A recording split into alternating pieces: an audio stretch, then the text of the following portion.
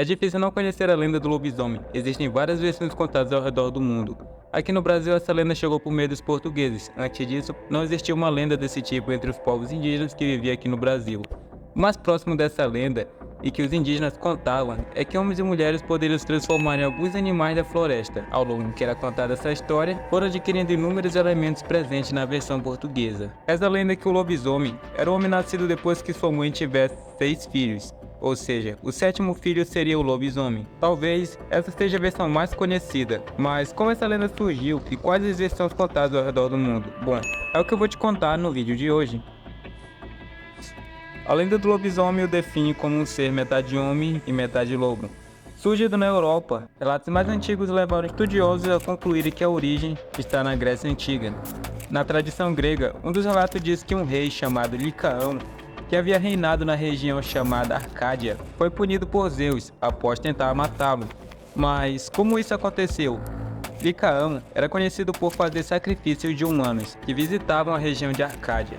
Então Zeus se disfarçou de viajante e foi para Arcádia. Lá, ele foi recebido por Licaão em um jantar.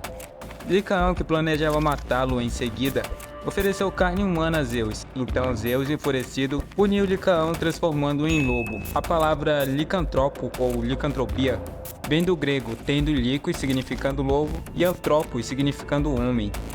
Bom, mas ainda na Grécia Antiga, há estudos que dizem que o lobo era um animal que recebia um tipo de culto na antiguidade.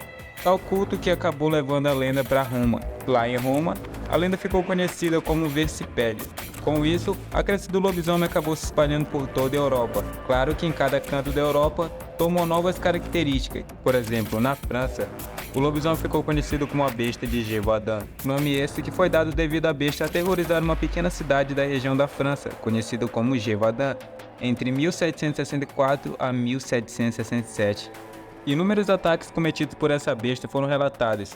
A maioria das vítimas tinha a garganta arrancada. Nesse período, o reino da França usou inúmeros recursos para que soldados, nobres, civis e caçadores pudessem caçar essa besta. Só em 1987, de acordo com estudos, estima-se que houve mais de 200 ataques. Quase 100 vítimas mortas foram parcialmente comidas. Então chegaram à conclusão que essa besta, devido a comer suas vítimas, e em outras mitologias ao redor do mundo cantadas, seria um lobisomem.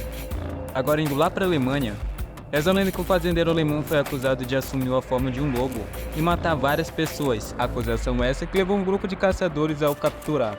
Depois da caça bem sucedida, o interrogaram e ele acabou confessando que havia matado várias crianças, adultos e animais. Além de matá-los, ele confessou também que comia seus restos mortais.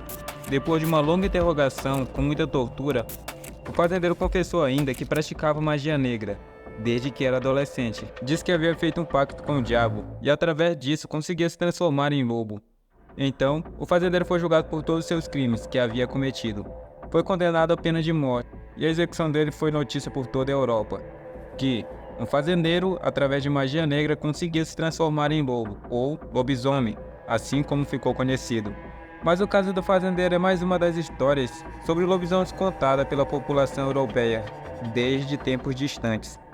Nesse período, ainda na Idade Média, era comum utilizar o método de execução por fogueira, mas diziam que não adiantava de nada, pois para conseguir matar um lobisomem, teria que atirar nele com uma bala de prata na altura do coração.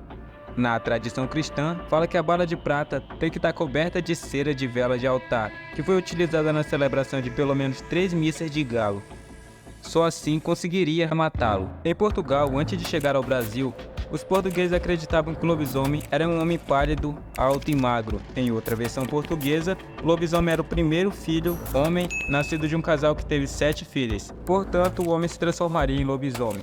Isso aconteceria em uma terça ou sexta-feira, quando completasse seus 13 anos. Na Irlanda, acreditavam que o lobisomem era uma punição àqueles que tinham zombado de São Patrício. Com a expansão da lenda, ela foi ganhando várias outras versões ao redor do mundo. Mas, voltando aqui para o Brasil, assim como em outros lugares do mundo, cada canto do Brasil tem sua versão da lenda. No norte, o lobisomem era um homem que tinha saúde debilitada, ou aquele que fosse anêmico acabaria se transformando nele. A transformação aconteceria nas noites de quinta para sexta-feira, em noite de lua cheia. No sul do Brasil, o fato que transformava um homem em lobisomem era o homem que nascia depois que sua mãe tivesse 6 filhos. O 8º filho seria um lobisomem, assim que completasse 13 anos. No Nordeste, por sua vez, principalmente nos interiores, acreditavam que esse ser tentava invadir as casas para comer as crianças. Acreditava que o lobisomem ia atrás principalmente de pessoas não batizadas. De acordo com a crença, para curar alguém que se transforma em lobisomem, é que esse ser tem que ser ferido com uma bala banhada com ceras de vela de altar, onde a vela tenha que ter pelo menos celebrado 3 missas de gala.